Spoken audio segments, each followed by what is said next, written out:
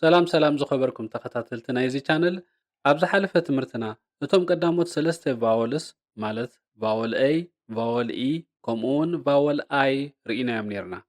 እቲ ዝቐረበ ትምህርቲ ጠቓሚ ነይሩ ክኸውን ተስፋ እናገበርኩ እምበኣር ንሎሚ እቲ ራብዓይ ቫወል ማለት ቫወል O ክንሪኦ ክንፍትን ኢና። ናይ ሎሚ ዓላማና እምበኣር ቫወል O ኣብ ሾርት ቫወል ከምኡውን ኣብ ሎንግ ቫወል ከመይ ይድመጽ ከምኡውን 6 ዓይነታት ኣደማምጻ ከም ዘለዎ መምስ ኣብነቱ ጌርና ክንሪኦ ክንፈትን ኢና። ምሳይ ጽንሑ ኣይትርሓቑ። እቲ ቀዳማይ ዓይነት ኣደማምጻ ናይ ቫወል ኦ ከምዚ እዩ። ኦ ኦ በዚ ዝድመፁ ቃላት ኣብነት ምስ ንርኢ ድማ ኦን፣ ቦክስ፣ ጆግ፣ ዶግ፣ ዶል፣ ሾፕ። ስለዚ እምበኣር ኣብ ነፍሲ ወከፎም ሓደ ቫወል ስለ ዘሎ ቅልጥፍ ኢልና እውን ስለ ዘድመፅናዮም ሾርት ቫወል እዮም ማለት እዩ። ቀፂልና ነዞም ቃላት እዚኦም ብመልክዕ ሰንተንስ ወይ እውን ሓሳባት ጌርና ናይ ምንባብ ምልምማድ ክህልወና እዩ። The doll has a lot of socks. The dog is on the box. ኣብዞም ቃላት እዚኦም ንቫወል ኦ እናበልና ኣድሚፅና ኣለና። እምበኣር ነዚ ቪድዮ ደው ኣቢልኩም ቅልጥፍ ኢልኩም ከተድምፅዎ ፈትኑ። እቲ ካልኣይ ዓይነት ኣደማምፃ ናይዚ ቫወል ኦ ድማ ከምዚ እዩ። አ እዞም ቀፂልና ንሪኦም ቃላት ናይ ማጂክ ኢ ኣቃውማ እኳ እንተሃለዎም ማለት ቫወል ኮንሶናንት ቫወል እንተኾነ ግን ብሕጊ ናይ ማጂክ ኢ ተማእዚዞም ዘይከዱ ማለት ኤክሰፕሽናል ወርድስ ንብሎም። ብኻልእ ኣዘራርባ ኣብዞም ቃላት እዚኦም ቫወል ኢ ነቲ ቅድሚኡ ዘሎ ቫወል ማለት ንቫወል ኦ ዝኾነ ዝፈጥረሉ ጽልዋ የለን። ኣብ ዝሓለፈ ቪድዮ ከም ዝረኣናዮ ሓደ ቃል ማጂክ ኢ ክበሃል እንተኾይኑ ቫወል ኢ ነቲ ቅድሚኡ ዘሎ ቫወል ጽልዋ ክገብረሉ ኣለዎ ኢልና ነርና።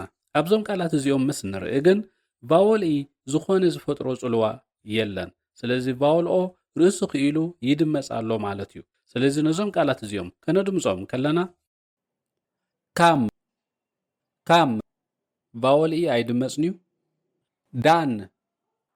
ዳን ሕጂ እውን ቫወል ኢ ኣይድመጽን እዩ። ዳቭ ግላቭ ላቭ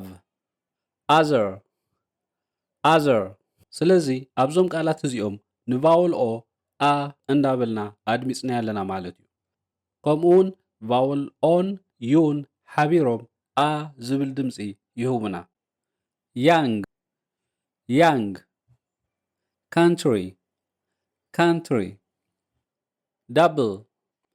double couple rough enough እናበልና ነድምጾም ማለት እዩ። እምበኣር እዚ እቲ ካልኣይ ዓይነት ኣደማምፃ ኮይኑ ማለት ቫወል ኦ ከሎ አ ኢልና ነድምጾ ኣለና ማለት እዩ። ናብቲ ሳልሳይ ዓይነት ኣደማምፃ ናይ ቫወል ኦ ምስ ንመጽእ ድማ ኣደማምፁ ከምዚ እዩ። ኦ ነዚ ኣደማምፃ እዚ ክሕጉዝና ዝኽእሉ ቃላት ማጂክ ኢ ኮይኖም እዚ ኣብ መወዳእታ ናይዞም ቃላት ዝርከብ ቫወል ኢ ንባዕሉ ከይተደምፀ ነቲ ቅድሚኡ ዘሎ ቫወል ማለት ንቫወል ኦ ተመጢጡ ንክድመጽ ጽልዋ ስለ ዝገበረ ንቫወል ኢ ማጂክ ኢ ኢልናዮ። ስለዚ ነዞም ቃላት እዚኦም ከነድምፆም ከለና ነዚ ኣብ መወዳእታ ዝርከብ ቫወል ኢ ኣይነድምፆን ኢና። ንቫወል ኦ ግን ግዜ ሂብና ወይ ድማ ምጥጥ ኣቢልና ከነድምፆ ኢና። ዎክ ቫወል ኢ ኣይድመጽን እዩ። ሮት ሕጂ እውን ቫወል ኢ ኣይድመጽን እዩ። ስፖክ ፎን ፖፕ እናበልና ነድምጾም። ናብቲ ራብዓይ ዓይነት ኣደማምፃ ናይ ቫወል ኦ ምስ ንመጽእ ድማ ኣደማምፁ ከምዚ እዩ። ኦ በዚ ዝድመፁ ቃላት ኣብነት ቅድሚ ምርኣይና ግን እንግሊዛውያን ንፊደል ኣር ኣብ መወዳእታ ናይ ሓደ ቃል ምስ ዝመጽእ ከምኡውን ደድሕሪኡ ኮንሶናንት ምስ ዝመጽእ ንፊደል ኣር ጠቕሊሎም ኣየድምፅዎን እዮም። እንተኾነ ግን ንቫወል ኦ ግዜ ሂቦም ወይ እውን ምጥጥ ኣቢሎም የድምፅዎ። ስለዚ ነዞም ቃላት እዚኦም ከነድምፆም ከለና ፊደል ኣር ኣይነድምፆን ኢና። ሾርት ሕጂ እውን ፊደል ኣር ኣይነድምፆን ኢና። ስፖርት afford born እናበልና ነድምጾም ማለት እዩ። በአንጻሩ ኣሜሪካውያን ንፊደል r ኣብ ዝሃለወ ያሃሉ የድምጽዎ እዮም።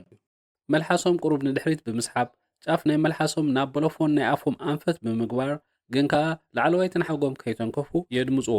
ስለዚ ነዞም ቃላት እዚኦም ከነድምጾም ከለና for short sport afford born እናበልና ነድምጾም ማለት እዩ። እታ ሓምሻይ ዓይነት ኣደማምፃ ናይዚ ቫውል ኦ ድማ ከምዚ እዩ ኡ ኡ እዞም ቀፂልና ነድምጾም ቃላት ጽምዶ ቫውልስ ዘለዎም ኮይኖም ከነድምጾም ከለና ሎንግ ቫውል ተጠቂምና ማለት ግዜ ሂብና ወይ እውን ምጠጥ ኣቢልና ከነድምጾም ኢና። ስፑን ሩፍ ሙድ ፉድ ቦስት እናበልና ነድምጾም ማለት እዩ። ብተወሳኺ እዞም ብጸጋም ዘለዉ ቃላት ምስ ንሪኦም ምዞም ከነድምጾም ዝጸናሕና ሓደ ዓይነት ኣቃውማ ወይ እውን ተመሳሰልቲ እኳ ተኾኑ እንተኾነ ግን ኣደማምጾም ቁሩብ ፍልይ ዝበለ እዩ። እዚ ማለት ብሎንግ ቫውል ዘይኮነስ ብሾርት ቫውል ማለት ቅልጥፍ ኢልና ከነድምጾም ኢና። ቡክ ሉክ ስቱድ ቱክ ኩክ እናበልና ነድምጾም ማለት እዩ። ከምኡውን እዞም ብየማን ዘለዉ ቃላት እንተረኣናዮም ኣቃውምኦም ተመሳሳሊ እኳ እንተኾነ ግን ብኤክሰፕሽናል ዝፍለጡ ቃላት ኮይኖም ኣደማምጾም ፍልይ ዝበለ እዩ። ስለዚ ከነድምጾም ከለና ፍላድ ብላድ እናበልና ነድምጾም ማለት እዩ።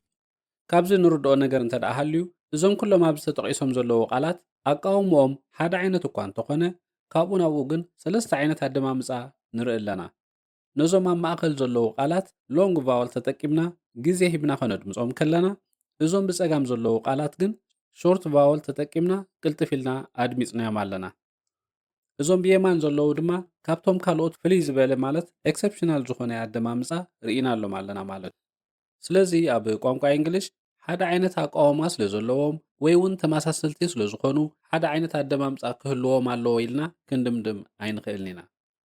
እቲ ሻድሻይ ኣደማምፃ ናይዚ ቫውል ኦ ኣዝዩ ኣገዳሲ ኮይኑ ሽዋ ሳውንድ ተጠቂምና ነድምጾ ኣደማምፃ እዩ። መጀመርያ በቲ ልሙድ ኣደማምፅኦም ማለት ኣብዞም ቃላት እዚኦም ቫውል ኦ ዝብል ተጻሒፉ ስለ ዘሎ ኦ ዝብል ኣደማምፃ ተጠቂመ ከድምጾም ክፍትን እየ። ኮንሲደር ኮንቲኒዩ ኮንሰርን ኮኔክት ኦከር ኮንሲስተንሲ ኮንፊርም ብልሙድ ከነድምጾም ከለና እንተኾነ ናብቲ ልክዕ ኣደማምጾም ምስ ንመጽእ እዞም ቀይሕ ሕብሪ ገይረሎም ዘለኹ ቫውል ኦ ሽዋ ሳውንድ ተጠቂምና ማለት ኦ ደይኮነ ኤ ተጠቂምና ከነድምጾም ኢና። ስለዚ ነዞም ቃላት እዚኦም ሽዋ ሳውንድ ተጠቂምና ከነድምጾም ከለና consider consider continue continue concern concern connect connect occur occur consistency consistency confirm confirm እናበልና ነድምጾም ማለት እዩ። ስለዚ እምበኣር ዝኸበርኩም ሰማዕትና ሕጂ ንዓኹም ዝኸውን ሆምወርክ ኣዳልየልኩም ኣለኹ። እዞም ትርእይዎም ዘለኹም ቃላት ሽዋ ሳውንድ ተጠቂምኩም ከተድምጽዎም ፈትኑ። እዚ ማለት ቫውል ኦ ተጻሒፉ ስለ ዘሎ ኦ ኢልና ከነድምጾ ዘይኮና ሽዋ ሳውንድ ተጠቂምና ማለት አንስትረስ ሳውንድ ዊክ ሳውንድ ተጠቂምና ከነድምጾም ይግባእ ማለት እዩ። ስለዚ ነዚ ቪድዮ ደው ኣቢልኩም ብዝተኻእለ መጠን ደጊምኩም ደጋጊምኩም ከተንብብዎም ፈትኑ። ሰናይ ንባብ። ኣብ መወዳእታ እምበኣር እዚ ራብዓይ ቫውል ማለት ቫውል ኦ 6 ዓይነት ኣደማምፃ ከም ዘለዎ ርኢና ኣለና። ስለዚ ካብዚ ንርድኦ ነገር እንተደኣ ሃልዩ ሓደ ቫውል ሓደ ዓይነት ኣደማምፃ ጥራይ ዘይኮነ ዝተፈላለዩ ዓይነት ኣደማምፃ ከም ዘለዎ ርኢና ኣለና። ንኣብነት ኦ ከሎ ኤ ኢልና ነድምጾ፣ ኦ ከሎ ኡ ኢልና ነድምጾ፣ ኦ ከሎ ኣ ኢልና ነድምጾ ማለት እዩ። ስለዚ እምበኣር እቲ ቀዳማይ ዓይነት ኣደማምፃ ናይዚ ቫውል እዚ ኦ ሾርት ቫውል ኮይኑ ኦን ዶግ። እቲ ካልኣይ ዓይነት ኣደማምፃ ናይዚ ቫውል እዚ ኣ short vowel ኮይኑ some come እቲ ሳልሳይ ዓይነት ኣደማምፃ o long vowel ኮይኑ spoke vote እቲ ሳልሳይ ዓይነት ኣደማምፃ bo cr ኮይኑ o long vowel ኮይኑ for short እቲ ሓምሻይ ዓይነት ኣደማምፃ ድማ o long vowel ኮይኑ food mood እቲ ሻድሻይ ዓይነት ኣደማምፃ ድማ ሽዋ ሳውንድ ኮይኑ a short vowel ኮይኑ consider connect ስለዚ እምበኣር ዝኸበርኩም ሰማዕቲ ንሎም መዓልቲ ዘዳለኽዎ ትምህርቲ እዚ ነይሩ ጠቓሚ ኮይኑ ተረኺብኩሞ ላይክ ሼር ሰብስክራይብ ምግባር ኣይትረስዑ ኣብ ካልእ ቪድዮ ብካልእ ትምህርቲ ክሳዕ ንራኸብ ሰሰናዩ